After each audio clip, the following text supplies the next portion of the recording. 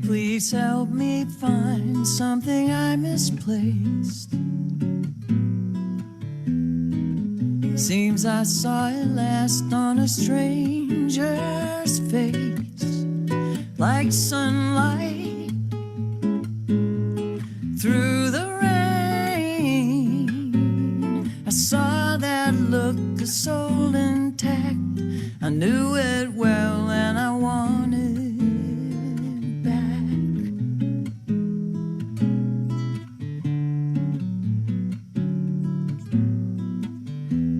chasing after rainbows, I strung luck along.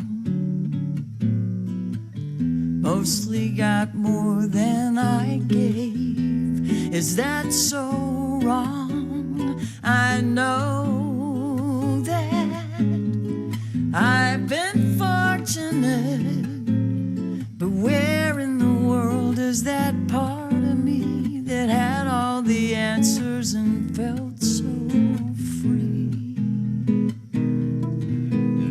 The moon, I'll hitchhike to the moon. Open up my heart again, talk with my reflective friend. There beyond the weight of all the world, I'll find my way back home to this old girl.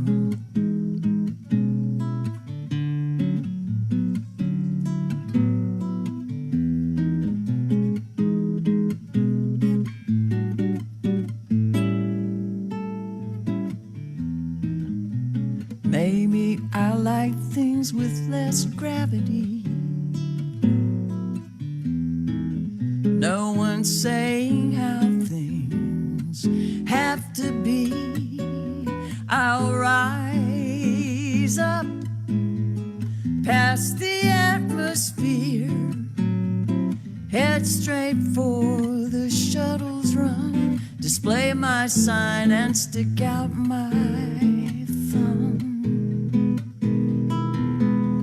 The moon,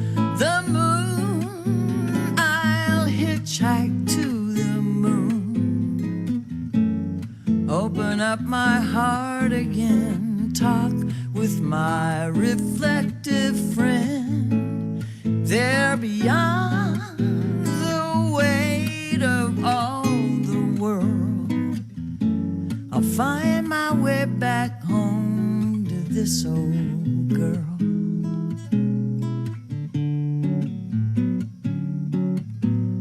The moon, the moon, the moon.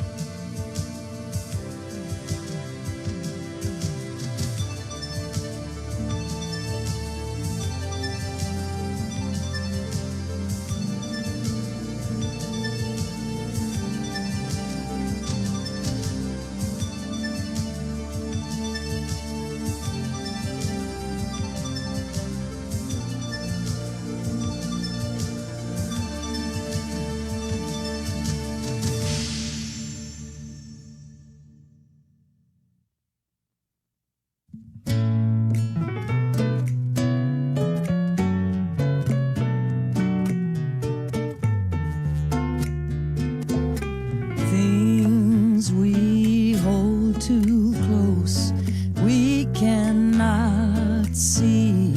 So I want to let all that I hold sacred go free. Oh, I know staring at the sun will make me blind. So I need some time in darkness, yes, yes, to keep me in the light. Dreams we hold too tight cannot come true. So I want to give all of my old dreams to you. Oh, I know I could ride this train from here till the day I die, but I'd rather check my baggage here than tote it around the sky. Oh, no. No, no, no, no. Things we know too well get in our way. So I want to question my own answers every day. Oh, I know the whole mystery can't fit into one mere mind. So I'm learning how to empty out and take it one piece at a time.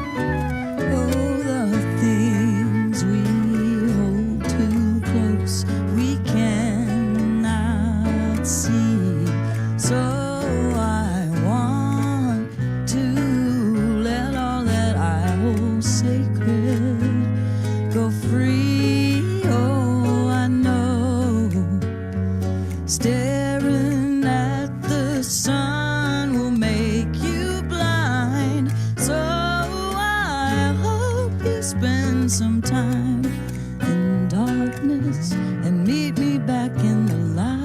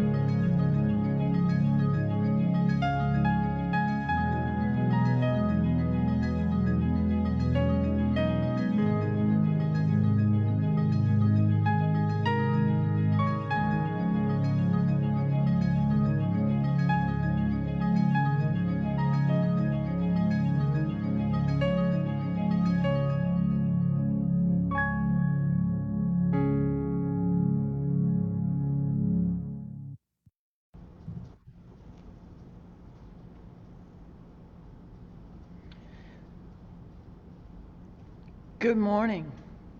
Welcome again to All Souls Virtual Service. I'm glad that you're here. I very much want to be able to serve you in some way. And I hope if you have some way that we can help you in this time that we're going through together and separately, that you'll let us know. All Souls Unitarian Universalist Church, like other Unitarian Universalist churches, is built on covenant rather than creed. We're here together in an agreement on how we will be together and in respect for some principles that we hold together about caring for the earth and caring for one another and encouraging one another and trying to be just and loving and awake people. So whoever you are, whatever your age, race, origin, orientation, background, status, ability, identity, if you care to be here with us in mutual respect, you are always welcome. We've got things going on, and we usually front load the service, with a little bit of information, and I hope you'll hang with us for a few minutes, and we'll get started with the real worship service very shortly. We call it a worship service because the old English roots of that word are to elevate and contemplate matters of worth, and that's what we hope we are doing together as we encourage each other to grow. So, hang then. We'll tell you a little bit about what's going on elsewise in the church, and I'll be back in just a little bit.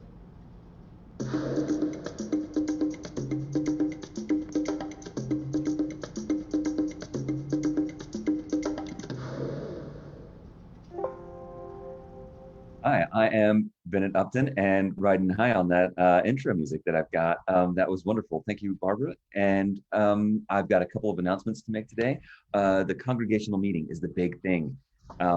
It's going to be next Sunday, and we've got a lot of business to talk about. I would love to see a lot of involvement from all of the active membership of the church. We need your vote. We need you to have a quorum. So I would love to see you at the congregational meeting. It should be pretty quick and hopefully pretty painless. Certainly, we'll have the majority of the business transacted in well under an hour, and you'll get to see how the church operates and all of that kind of good stuff. But the things that we want to talk about there, the budget, that's going to be a big one. So we'll have it's going to be pretty similar to the budget from last year, I hope, and the eighth principle and the adoption of the eighth principle. If you're interested in hearing more about the eighth principle, then we'll be talking about it further at next week's Adult RE, and to hope to build awareness so that we can really have a good understanding of what and how and why the eighth principle is. There are some edits to the bylaws, so if you'd like that kind of thing. They're largely non-controversial. I hope they're non-controversial, but you tell me. Check them out, read them over. Let me know what you think, and hopefully let me know what you think before we go to vote on them. And the nominating committee, and we're also going to be electing some members to the nominating committee. So that's the people who decide who are going to be leading the church for the coming couple of years, and replacing my position, because this is my final stretch as the board president. And also, just wanted one further reminder, the pledge drive. We would really appreciate your pledges before we build the budget. And I've got a weed eater outside my window, so I'm going to hand it right over to Susan. Thank you.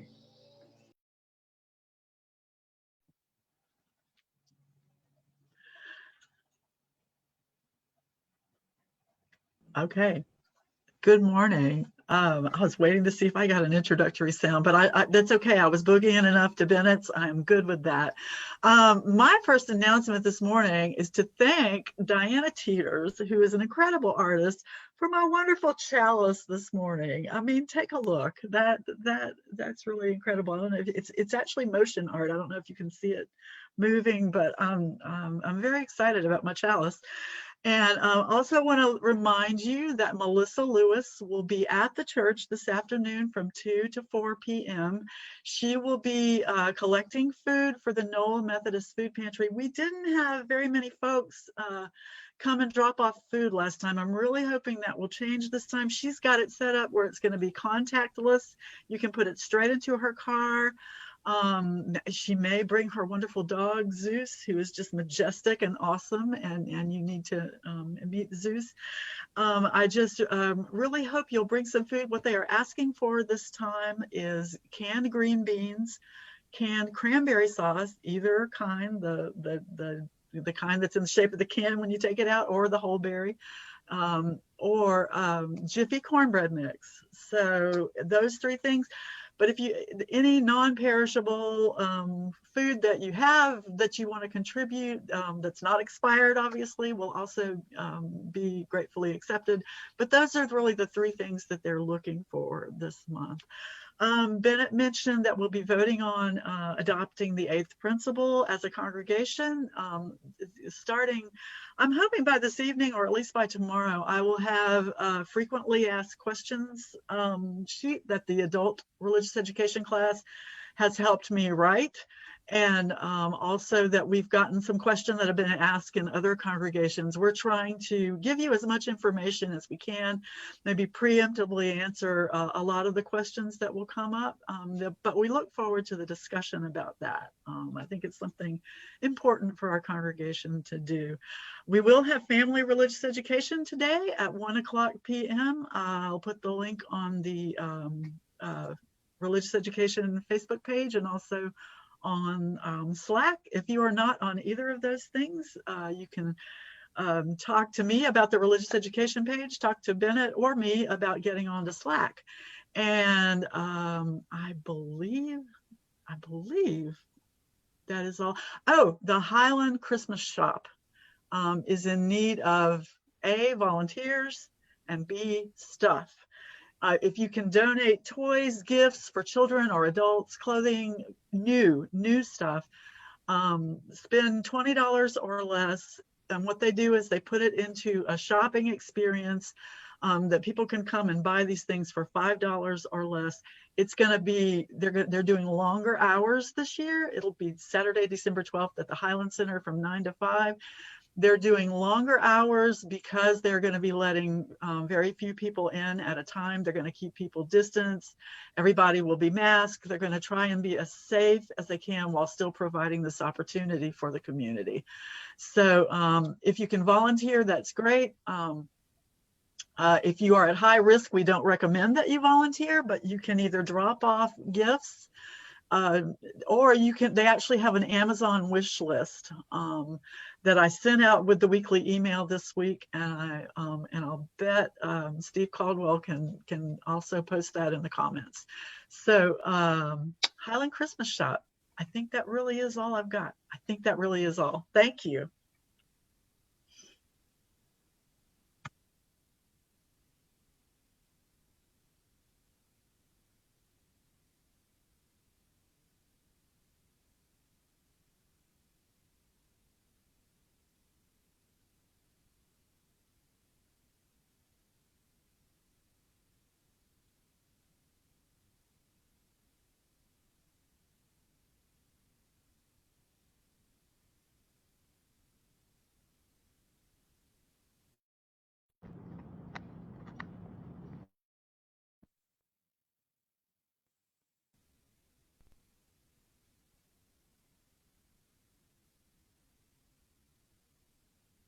About now.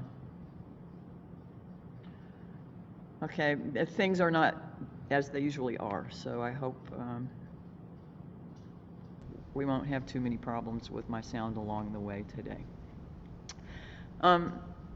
What I was saying is, if you're watching the service on Facebook, we are doing this live, and we hope that if you have thoughts along the way or things you'd like to share, that you'll post them in the comments as we go through, and maybe say hello to each other. We try to do everything we can to make this be as close to what a worship service would be like if we could be together. You know, please know that we all miss your hugs and that we miss seeing you and getting to stand around and chat a little bit here and there, if not for at length in the coffee hour in the social hall. But we're doing this live and we're trying to stay in touch with you. If you have needs of any sort, please let us know.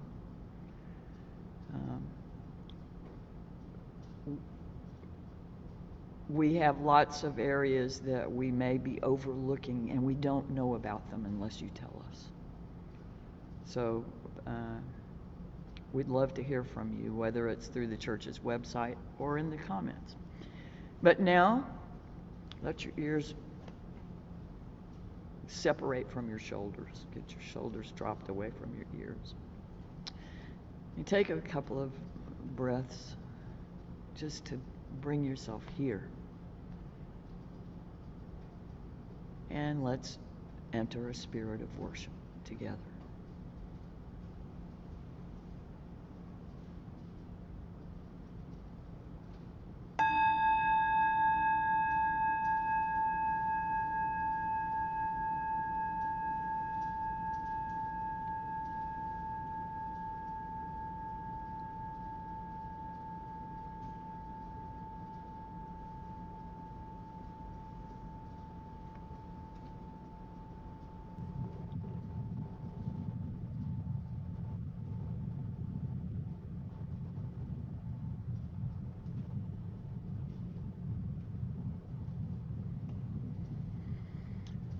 Come one, come all. Come with your missing pieces and your extra screws. Come with your hard edges and your soft spots. Come with your bowed heads and upright spines. Come all you flamboyant and drab, verbose and quiet, fidgeting and lethargic. All you with large vision and tender hearts. All you with small courage and tender fears. Bring who you are. Bring where you've traveled. Bring what you long for, and let us worship together. Gather we now into this space, this time when the wheels turn and the veil shatters. Gather we now to remember, to grieve, to prophesy, to complete our harvest before the long dark comes. Gather we now as we have always done, united by story and bound by love. Deeper than DNA, more fundamental than molecules or quarks at our core. We are wholeness and transfiguring love. We often forget that power, become lonely or resentful, comparing ourselves to others, acting out of our fears rather than our living our glory. Occasionally we rouse from our trance to remember our wholeness. For a time, we embody unsentimental love. We make efforts to wake others and to remain fully present ourselves. Our lives and our time here together are made sacred by our striving. For the next little while together, and for the rest of our lives, may we be more aware of the spirit of life evolving through and among us.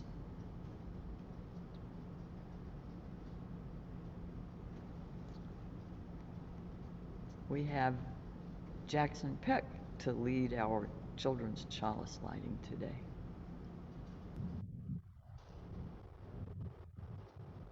Hi, my name is Jackson We light this chalice to celebrate Unitarian Universalism. This is the church of the open mind. This is the church of the helping hands. This is the church of the loving heart.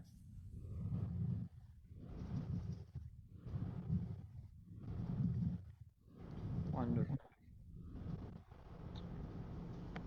Wonderful, wonderful.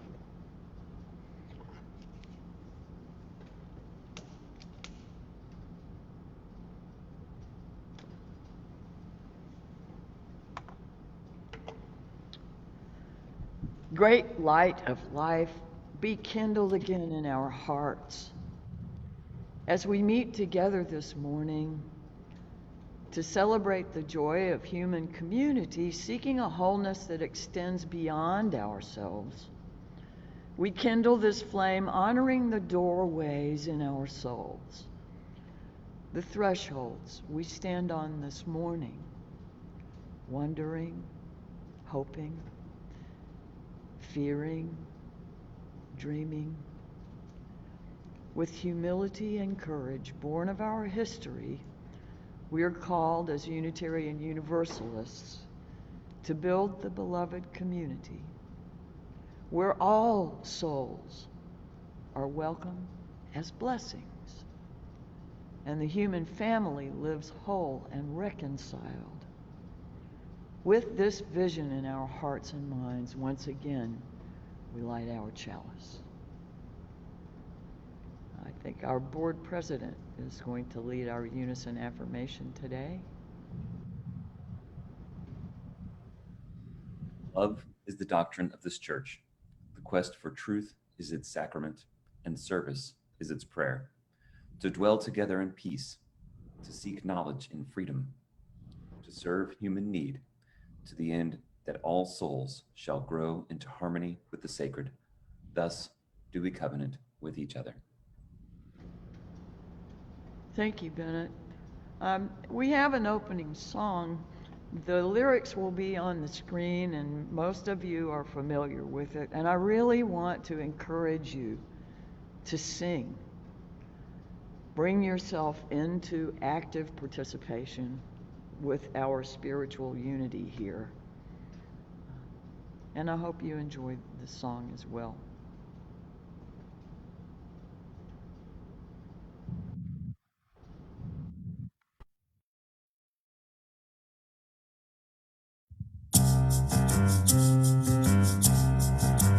We are going, heaven knows where we are going, but we know within, and we will get there.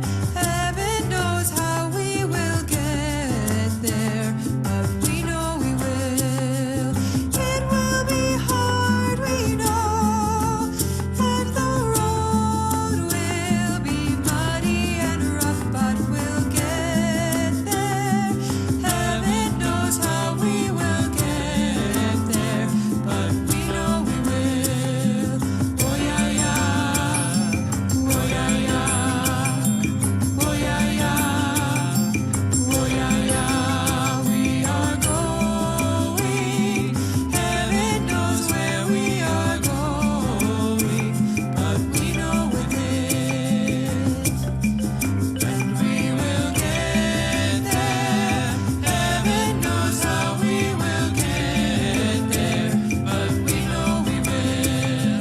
Oh yeah yeah, oh yeah yeah, oh yeah yeah, oh yeah yeah, oh yeah yeah, oh yeah yeah, oh yeah yeah, oh yeah yeah, oh yeah yeah.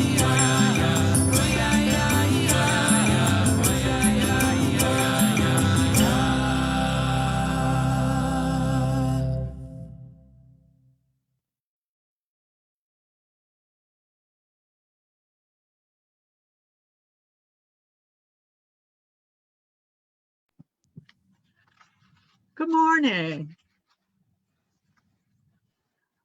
When I was young, I often went to two churches, to the Catholic Church with my dad, to the Presbyterian Church with my mom. And in both places, I would hear the story about the Good Samaritan. It was a story that Jesus told when people asked him about the best way to lead a good life. And because he was a teacher, like any good teacher, he turned the question back to the person who asked, who was kind of an expert in the law. And he said, well, what's written in the law? And the person who asked the question answered, to love the Lord your God with all your heart and with all your soul and with all your strength and with all your mind, and to love your neighbor as yourself. And Jesus said, that's right. But the expert wanted to justify himself. And so he asked Jesus, and who is my neighbor? And that's when Jesus told this story. He said there was a man going down from Jerusalem to Jericho, and the Jericho road could be a really dangerous place. It was not uncommon for people, to get robbed, beaten, possibly even murdered. And this man was attacked by robbers. They stripped him of his clothes, they beat him, and they went away, leaving him there on the road, almost dead. And a priest happened to be going down the same road, a holy man. But when he saw the man in the ditch, he crossed to the other side. And a Levite, and the priest also was a Levite, this was like the Levitical class, he came by, saw the man in the ditch, and he too passed to the other side. They were both afraid of being unclean if they helped this man. But a Samaritan came along, and as he traveled, when he saw the man, he immediately took pity on him, and he stopped, and he brought oil and wine and bandaged his wounds, and he loaded him onto his horse and took him to a nearby inn. And he left money there for the man to stay at the inn and recover. And told the innkeeper, here's the money for the man to stay here. When I come back, I will pay you more money for any expenses that he has incurred. And at this point, my teacher would ask the same question that Jesus asked. Which of these three do you think was a neighbor to the man who fell into the hands of robbers? And the expert, as the story goes, said the one who had mercy on him. And Jesus told him and the others gathered, go and do likewise. But what I don't remember hearing as a part of this story is maybe the most important part, that the Samaritans were hated by the class of people that this gentleman belonged to and that the priest and the Levite belonged to. Both the priest and the Levite, as I said, were afraid of being unclean if they were to help the man who was attacked. But the Samaritan turned out to be the one who helped him and probably saved his life. So what I thought was just a story about doing good and doing the right thing was a story about realizing that the injured man had actually been taught to hate the man who would ultimately save his life. And I wonder now, what happened when he woke up in the inn and heard the story of what happened to him? Would it have changed his heart?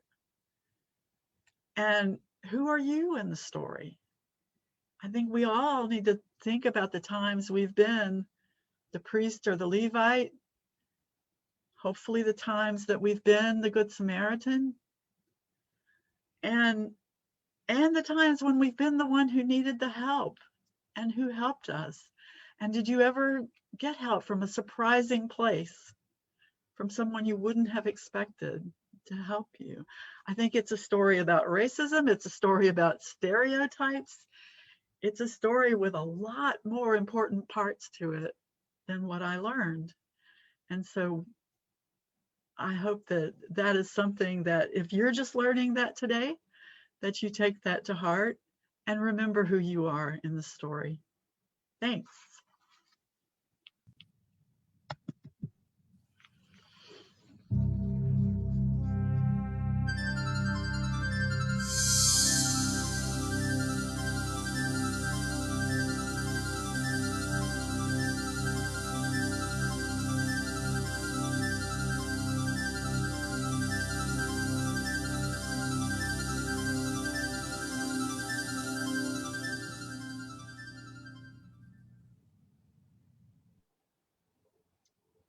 Good morning. For today's meditation, let yourself find a comfortable position, your body balanced, your spine straight.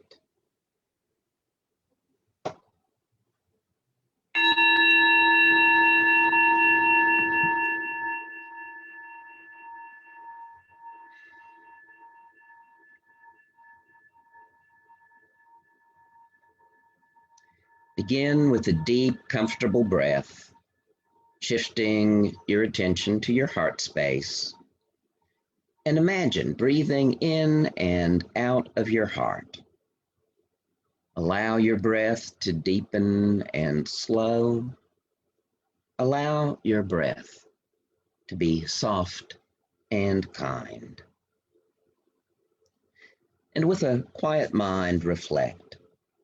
Today, in the silence and safety of this moment, I pause to listen deep within, turning attention from the often loud demands and challenges that surround me, listening deeper than the daily ups and downs of change, to voices within that often seem faint and far.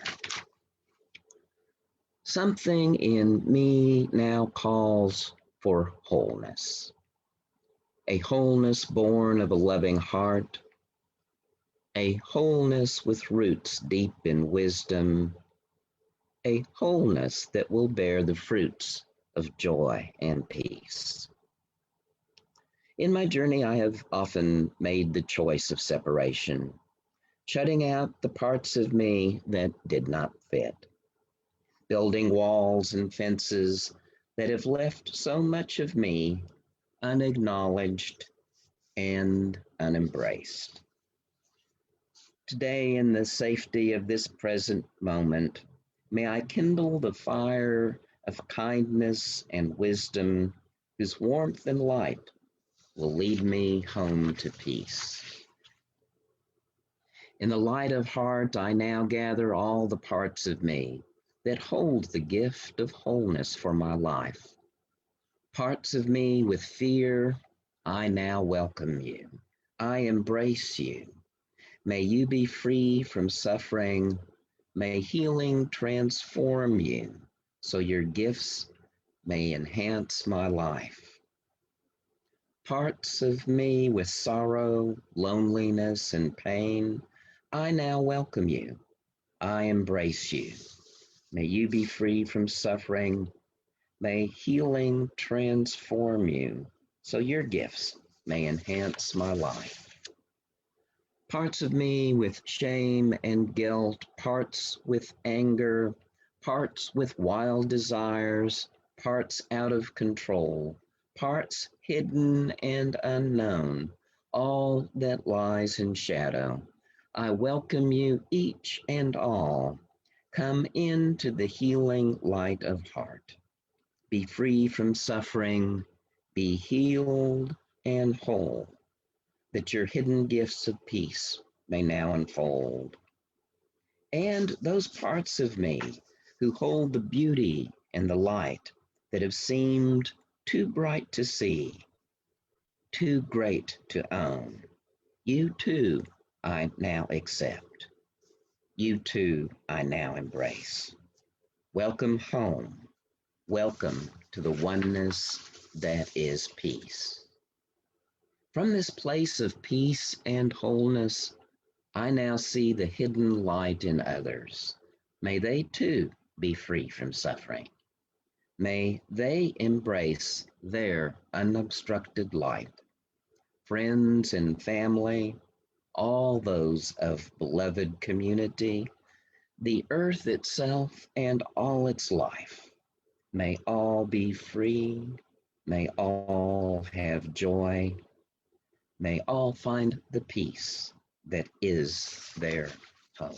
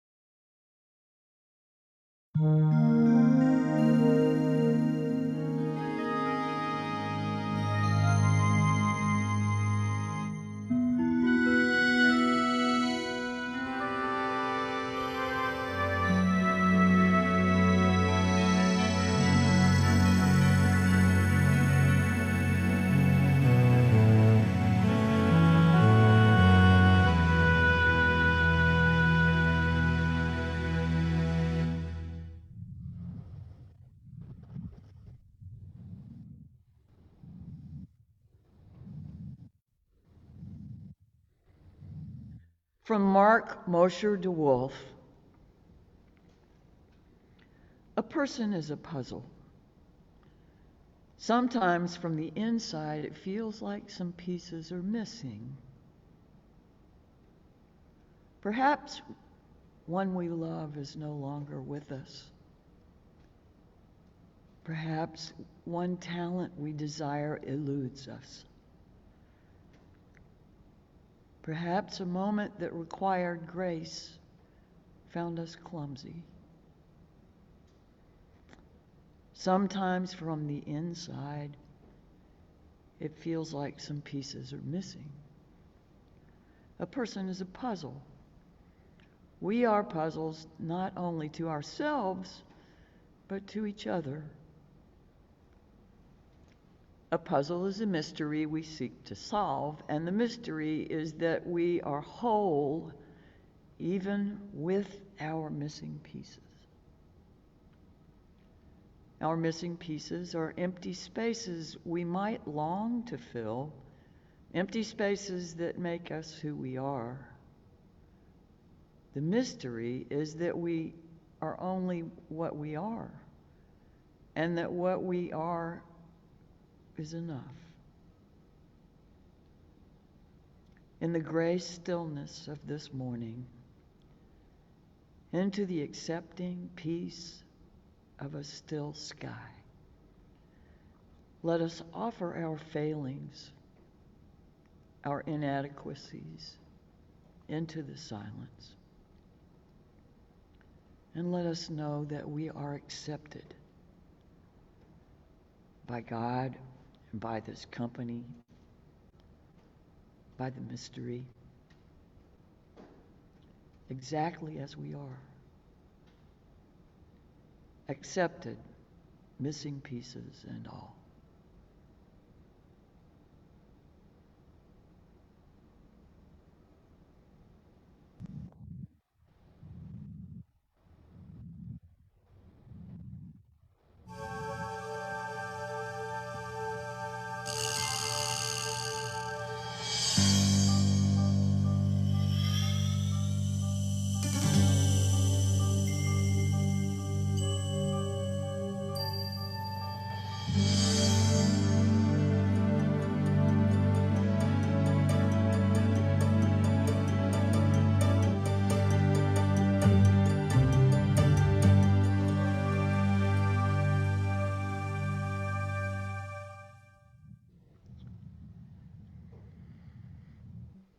In our previously traditional church life, the way that we did things pre-COVID, we have what we call pillars or courses of study that we kind of cycle through during the course of the year.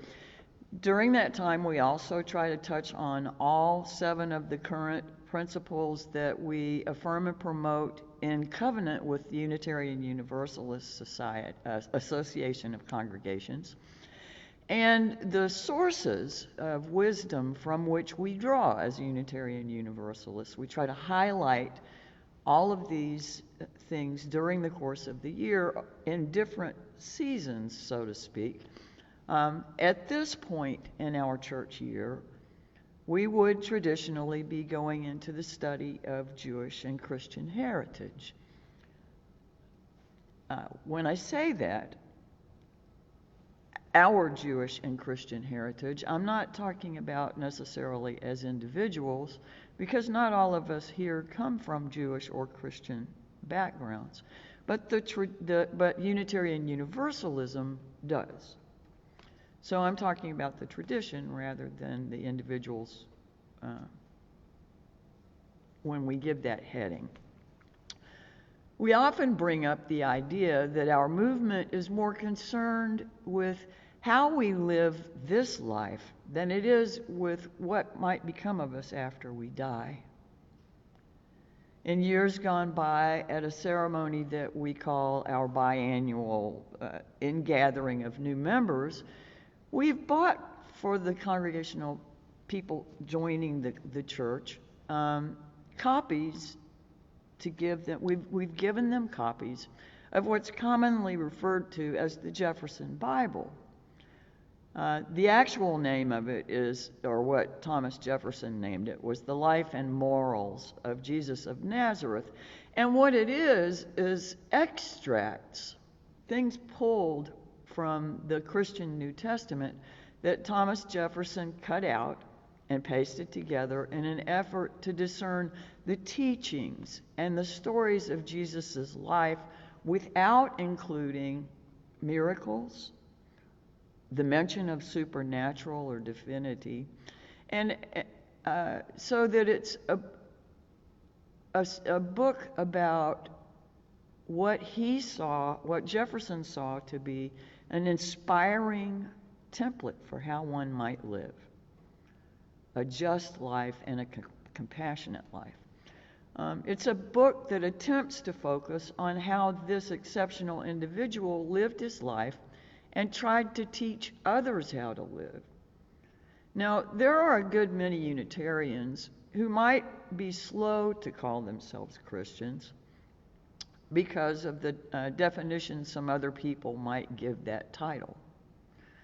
There are certainly those who don't shy away from calling themselves Christian, but there are others who are a little bit more reticent to use that terminology, and there are others that just flat out can't go, don't want to, don't need to go there.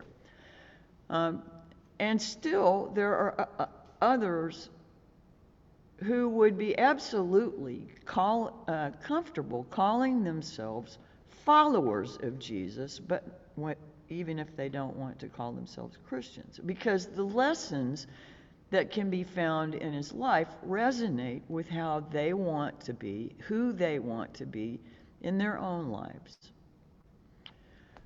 Now, recently, something interesting came to my attention as I was reading some Richard Rohr, and I know that you've heard me refer to him with some frequency. He's a Franciscan father, priest in the Catholic tradition. But let me ask you a question first. I wish I could see who among you might raise your hand on this one, but how many of you are familiar with the Apostles' Creed? It's a statement that most Roman Catholic, Lutheran, Anglican, Episcopalian, Presbyterian, Methodist, Moravian, and Congregationalist churches use liturgically to point that most people who grow up in those traditions, to the point that most people who grow up in those traditions have it memorized, or at least large portions of it. It's used enough in those traditions as a statement of faith or belief that most of the people in those traditions know it by heart. The creed goes something like this.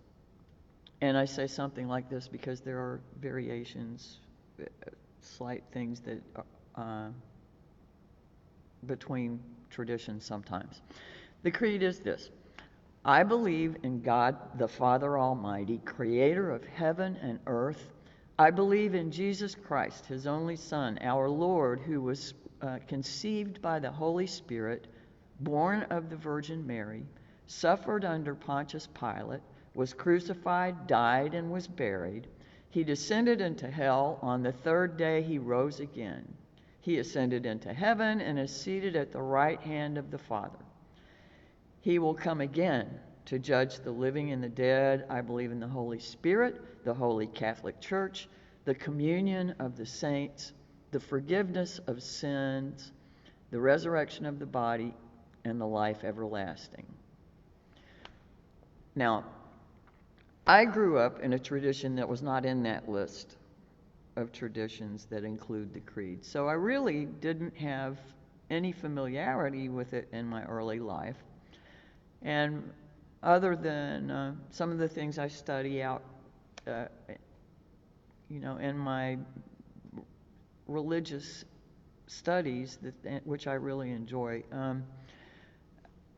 I have become more familiar with it. And I have certainly met lots of people who can spout it off just like this. But perhaps many of you who were familiar with it, are familiar with it, didn't notice something that Father Rohr has called to my attention. You probably didn't notice that between where it says he was born of the Virgin Mary and suffered under Pontius Pilate, there's an absence of anything about the life of Jesus. A comma, ties his birth to the trial that led to his crucifixion. It's known as the great comma. All the things in Jefferson's Bible, and that the UUs who call themselves followers of Jesus find most valuable about this story, are completely left out. All of his work for peace and justice and compassion, all of his efforts to bring healing to the world, to teach about growing and love and forgiveness, looking beyond convention, seeing the value of strangers and foreigners, reconciling with those who are different than us, our neighbors, sinners, if you will. None of that finds mention or place in this creed. What's missing is very important. It is what paints that life as worth honoring, in my opinion. The context is everything. Now, if I watch a news show and they give me stats about things and they don't frame them with what this stat represents more clearly, then it's just this free-floating information that really doesn't have any value. It needs its context. Often they will put up graphs that show this, and they say what this graph is a picture of, but they don't tell you what the marks on the graph represent. Or they'll show you what the marks on the graph, but they won't say what the graph represents. And they don't give us a legend. There's information that's important that's left out. We can be accumulating facts all the time, but we don't have the information that gives us a context to frame it in. This important statement of faith, the Apostles' Creed, is all about theology, about what someone believes, and not at all about how to bring that into their own lives. The praxis, or how one lives one's life. Isn't that interesting? Now, thinking about this brought me back to considering things that get left out and how important they really are sometimes. Of course, that idea brought me, first of all, back to last week's topic. I don't know if you were a part of the service last week or if you had a chance to watch it. But I was talking then about some things that I will be homing towards again today. Thinking about the parts of ourselves that we avoid or ignore or try to busy our ways into thinking we can erase or transform without first knowing them, or rather ourselves, more deeply. I was thinking about how we present ourselves to others. When we tell the stories of our lives, often we will omit the unattractive or embarrassing or shameful parts, those things we don't trust others to evaluate kindly or fairly, or that we just flat don't want them to know because of what they might think of us. But frankly, that is as much about how we need to learn not to judge ourselves, or how we are not judging ourselves lovingly, as it is about them. Let me say that again. It's as much about our not judging ourselves lovingly as it is about our not trusting them. But isn't it also true that many of those least comfortable aspects of our stories have deep bearing on who we have become? Aren't we who we are in response to them, positively or negatively, formatively, until we work through them in healthy ways, or come to understand them with new eyes, given us either by great unselfish love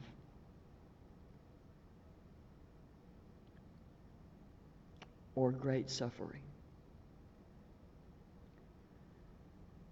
These things can sit under the most perfect of outward behaviors and gracious, generous characters, virtuous lives, like the pea under the mattress in Hans Christian Andersen's Princess and the Pea. I think to the degree we cover them up, we deny ourselves authenticity and deny others our true selves. We can sense that from one another.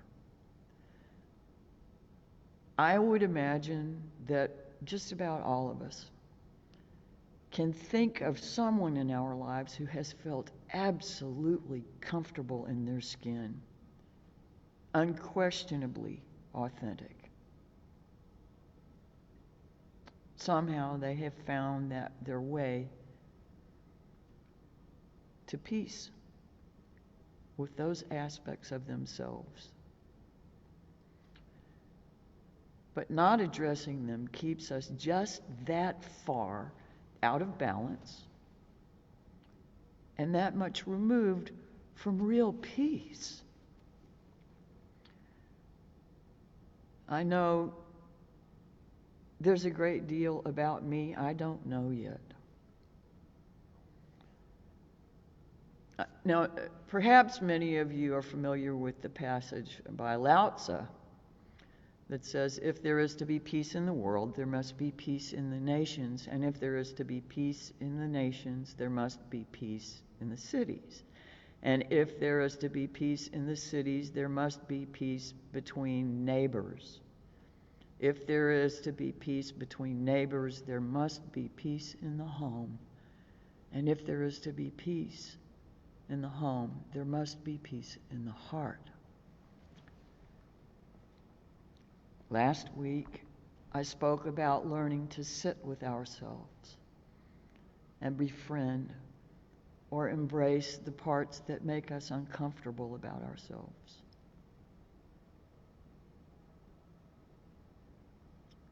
Our impulse to get up or follow the rabbits that come running through is in large part rooted in our discomfort with those things that we haven't yet made friends with. I find that Lao Tzu's passage is calling us back to the same thing. Having enough grace and presence of and with self to offer grace and caring, not judgment, shaming, blaming, hiding, or defending. Please understand that I am not asking you to go tell everybody in the world all of your deepest, darkest secrets. That's not what I'm doing here. I'm asking us, myself very much included, to sit with and make peace with myself, yourself, myself, so that my concept of grace or beloved community can become more complete. If I haven't forgiven myself for this, I'm not going to forgive others for it either.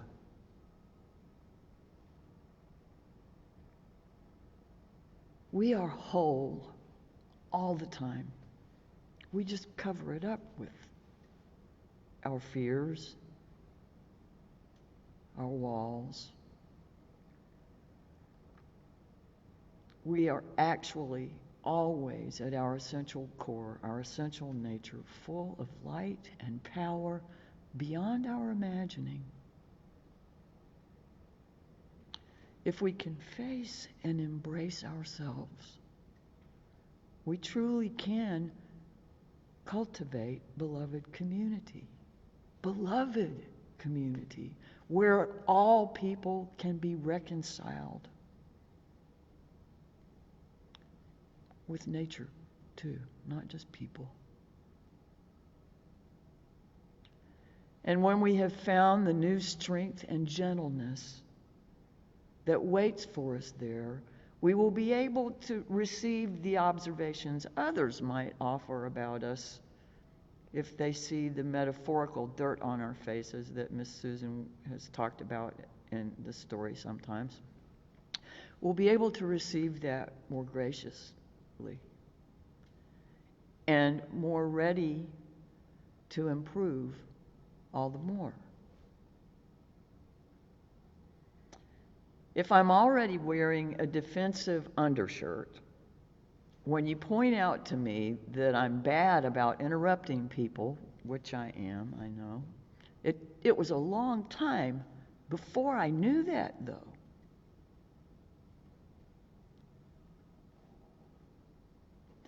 It's hard for me to immediately assume good intentions from you on your part and take that in to address in a healthy way that there's something about me that needs to change so that I can be more respectful of other people.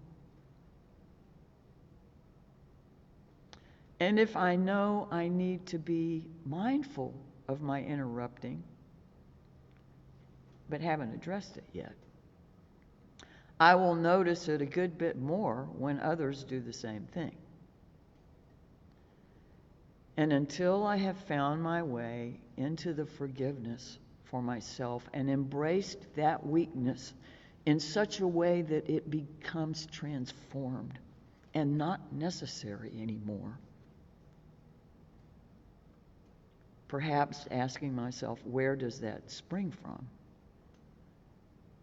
I will be all the more agitated by that weakness in someone else when I encounter it outside of myself.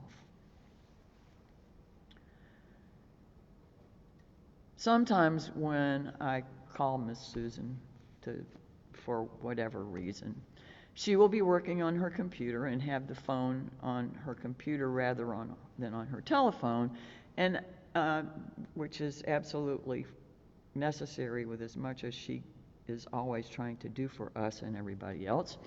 But I will hear several second delay my voice repeating back to me.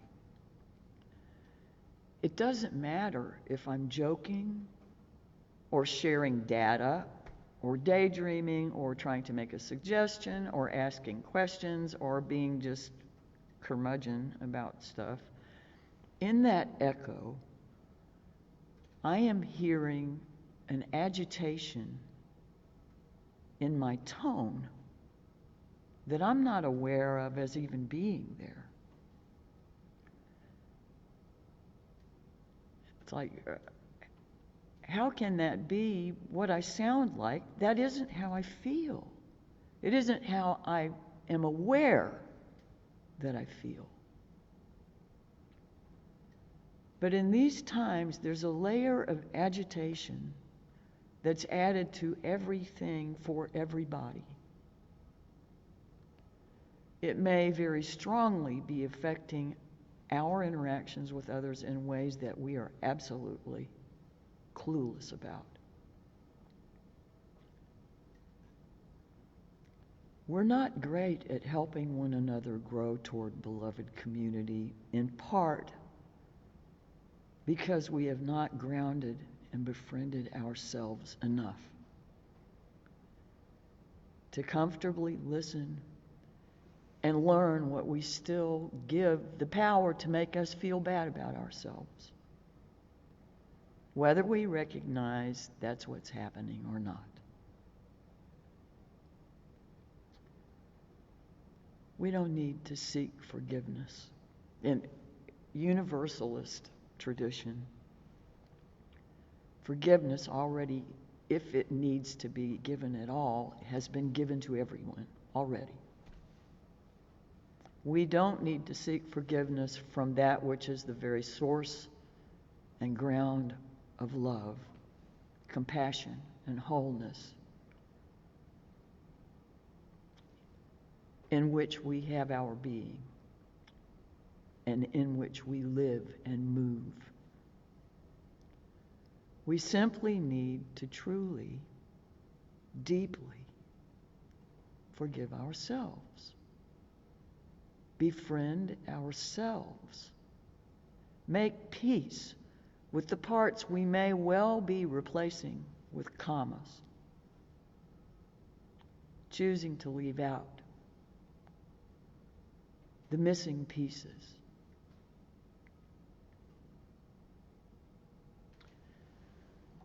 I don't have the lyrics up on the screen, as best I know, unless they're magically there.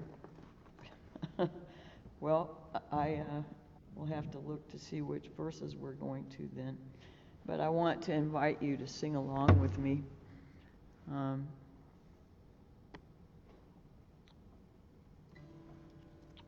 this song, There Is More Love. I'm doing it in my key, and I apologize for that. But I think it's less painful than the alternatives. There is more love somewhere. Please sing with me. There is more love somewhere.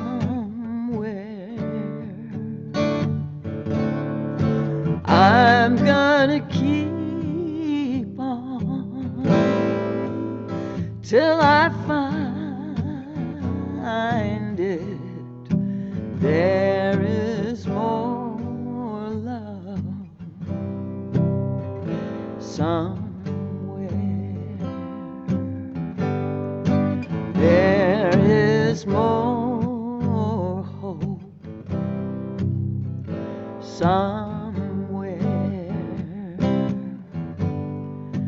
There is more hope somewhere.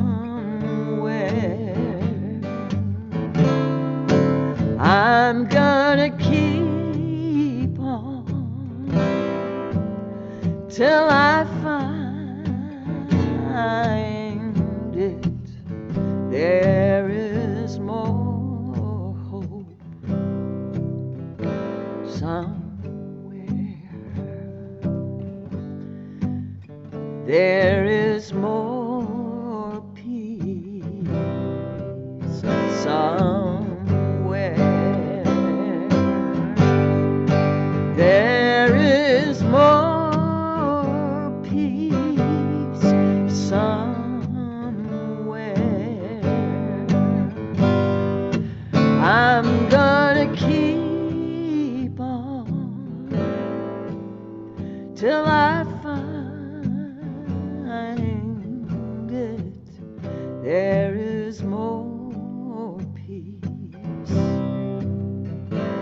somewhere there is more joy, somewhere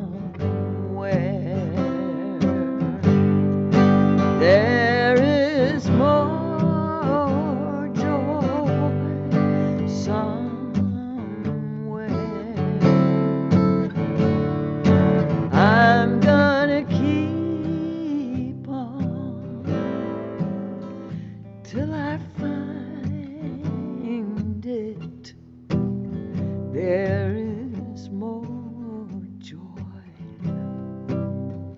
somewhere. There is more love somewhere. Come on, keep singing now. There is more love somewhere. I'm gonna keep on till I find it. There is more love somewhere.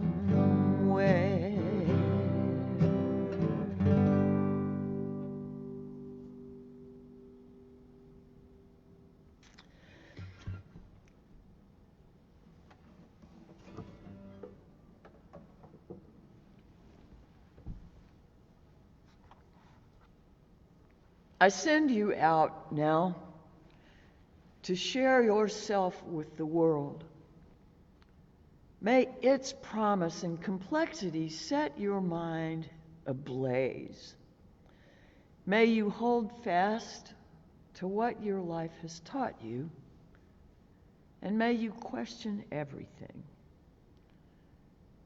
And when you have changed the world and the world has changed you, may you return again to this place and share what you have learned with us.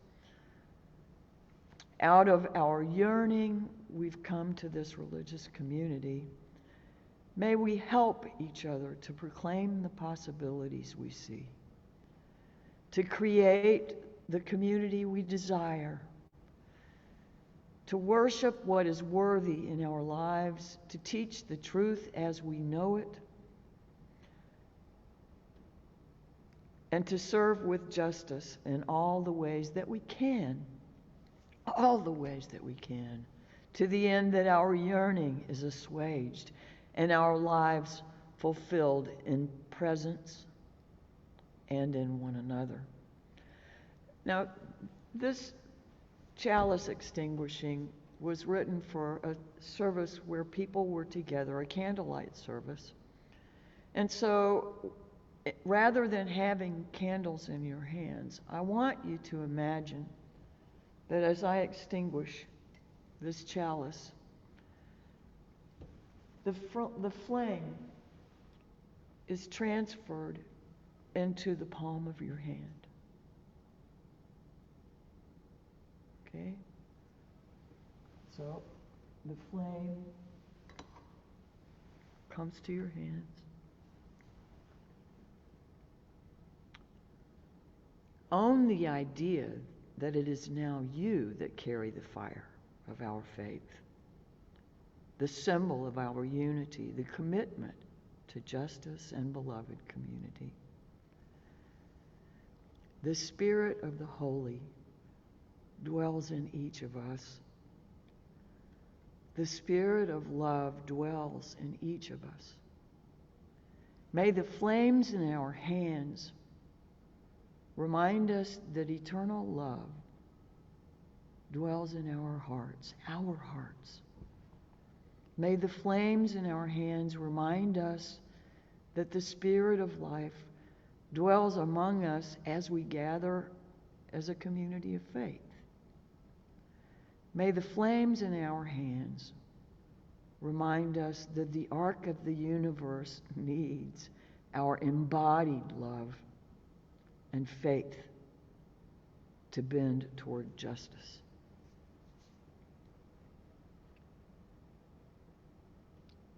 Make peace and friendship with yourself, that we may be beloved community. Go in peace. Go in love. Ashe. Amen. So be it. Blessed be. Namaste.